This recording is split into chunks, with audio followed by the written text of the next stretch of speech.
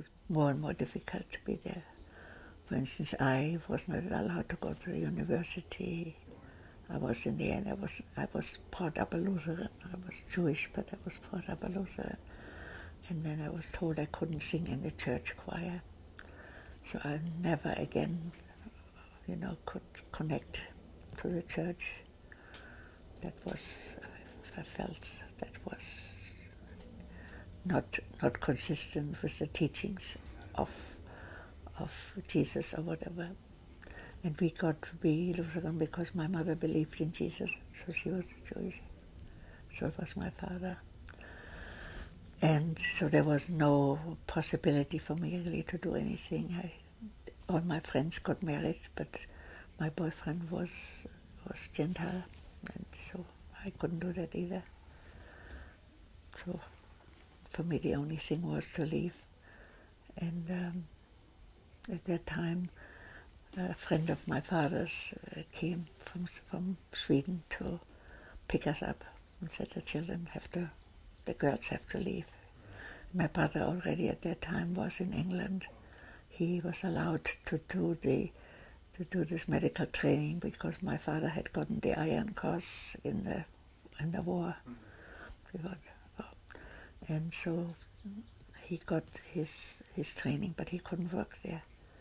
So he went to England and took his exam again, became a psychiatrist, and did very well then there. And my older sister was married to an actor. And they told the actor, if you get a divorce, then you can get really good parts, but otherwise you won't. And so he left with my sister, went to Switzerland, because in Switzerland they spoke German. And he needed that, so they lived in Switzerland. And my sister went with me, my younger sister went with me to Sweden, to the man. But I wanted to go to America. I wasn't allowed to work in Sweden. She was allowed to work because it was something that wasn't any. She worked at a publishing house. She made very little money, but still she could work.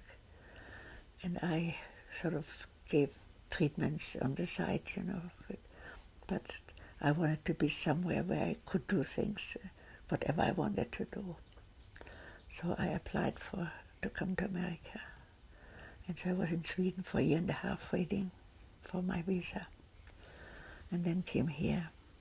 But I got my visa, and then the American person at the consulate took away my visa again and gave it to somebody else who paid her for it. And so I got delayed in about 2 months. In the time the Germans invaded Norway. And there were no boats anymore from Sweden. So I couldn't get there. The only way I could get there was the other way around, through Russia and Japan. And so I went that way with another friend.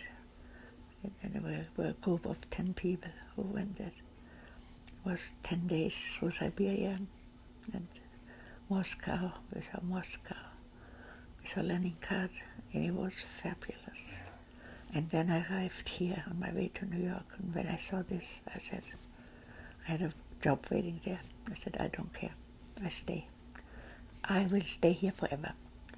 And I stayed with my relatives who were there on Euclid Avenue, which is about 5 blocks from here. And that was it.